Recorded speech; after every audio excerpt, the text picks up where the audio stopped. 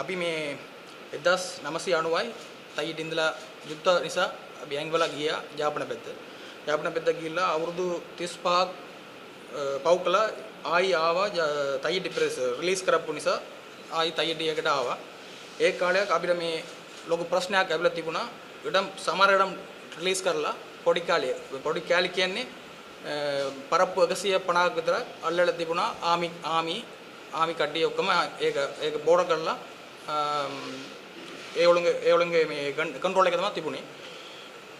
ඒ කාලයක් 2018යි ආමතුරු නාගදිව ආමතුරු ඇවිල්ලා එයාගේ ඉඩම් කියලා කලින් පුද්ද ගෝවිලකක් තිබුණා. ඒ ඉඩම් මැනලා ආවා. මැනලා ඇවිල්ලා ඒ පොඩ බැඩිපුර ඒගොල්ලෝ මැනලා මිනිස්සු දෙක පොඩ ප්‍රශ්නයක් ආවා. ඊට පස්සේ මේ අපේ අර කැම කට්ටි සර්වේයර් ඔක්කොම මේ පොරොන්දු වල ඒගොල්ලන්ගේ ඉඩම් ඔක්කොම මැනලා ඒගොල්ලන්ට ඔප්පු අනිත් එක මේ ඔප්පු ලියලා තියෙන්නේ 2018යි. අනිත් ඔයගොල්ලන්ගේ සර්වේ ප්ලෑන් ඔක්කොම කඩලා තියෙන්නේ 2018යි. ඒ කාලේ ඒ ප්‍රශ්නයක් ඉවර වුණා. ඊට පස්සේ 2019යි 2018යි ඕගස්ට් මාසයේ මේ කවුද මේ රෙජිනෝල් පුරේ මහත්තයා. එයා තමයි ඒ ආளுநർ ගවර්නර් විදියට ඉන්නේ. ඒ කාලේ මුල්ගල් දැම්මා ඒ ඉඩම් වලට. ඊට පස්සේ මේක එහෙම අවුරුදු දෙකක් එහෙම තියලා 2021 ජනවාරි 30 වෙනිදා.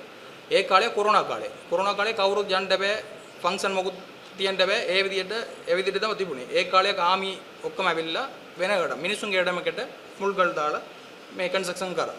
බිල්ඩින් කියන්නේ මේ පන්සල ගදලා තියෙනවා. අර නාගදීප විහාරාධිපති එයාගේ ඔප්පු තමයි මේ අනිත් අර ඒගොල්ලෝගේ මුලින්ම ඉඩම් තිබුණේ. ඒක නාගදීප විහාරාධිපති එයාගේ නමට තමයි තියෙන්නේ. පරප්පු 20ක්. ඒක තියෙනවා මං ගාව. මේක තමයි මේ සම්පූර්ණ ඉඩම් අල්ලලා තියෙන ඉඩම් මේක තමයි. මේක පළේ ඒගොල්ලෝගේ ඉඩම තමයි මෙතන තියෙන්නේ. ඒක එහෙමම තියලා දැන් පන්සල ගදලා තියෙන්නේ මෙතන මැදට ගදලා තියෙනවා. මේ සම්පූර්ණ වට්ට කරලා 100 පරප්පු 120ක් 150ක් විතර අල්ලලා තියෙනවා දැන්.